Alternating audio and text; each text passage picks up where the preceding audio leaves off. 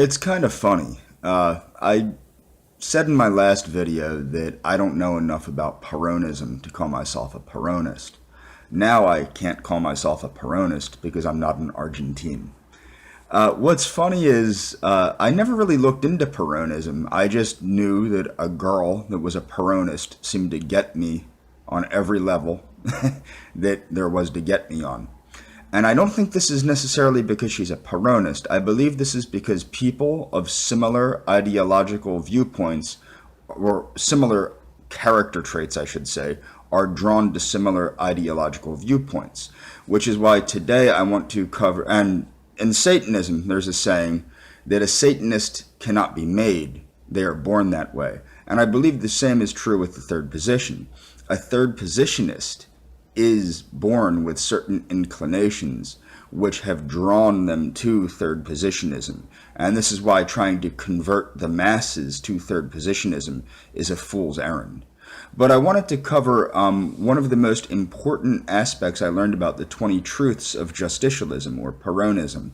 And that's number 9. Now I wrote it down so I didn't screw it up, but what that is politics do not constitute for us a definitive objective, but a means or of achieving the homeland's welfare as represented by the happiness of the people.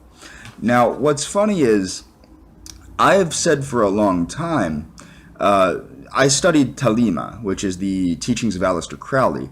Now, what many people don't understand with third positionism is they believe third positionism itself is a political ideology. It is not. Third positionism transcends politics. But take, for instance, a specific third positionist ideology such as National Socialism. People believe that this is like a religion. The problem with this view is that third positionism, as a philosophy of nature, must change with the understanding of nature.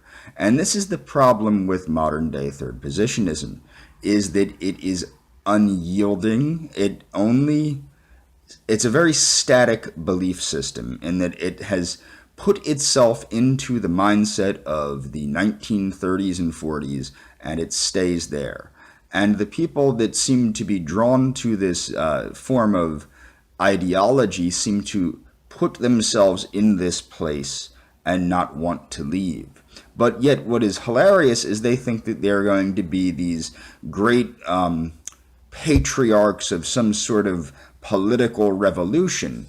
But what they don't understand is that political revolution died when Adolf Hitler died, and when Mussolini died, and when Francisco Franco died. The ideology, that specific ideology, will no longer exist as a political ideology. But the third positionist natural philosophy of third positionism has transcended and will always transcend, and has existed before it was codified. It will transcend politics and will continue to transcend politics if it is sought to be understood as a natural philosophy and not a political ideology. And I would also like to thank a gentleman that comments on my videos. He goes by the name of Heinrich. He brought up the 88 precepts of David Lane. And I believe everyone, and I'm going to put links to the 20 truths of Peronism and the 88 precepts of David Lane. Now, they may seem contradictory, but what one must understand is, as a natural philosophy, third positionism transcends both the 20 truths of justicialism and the 88 precepts. However, third positionism itself transcends itself.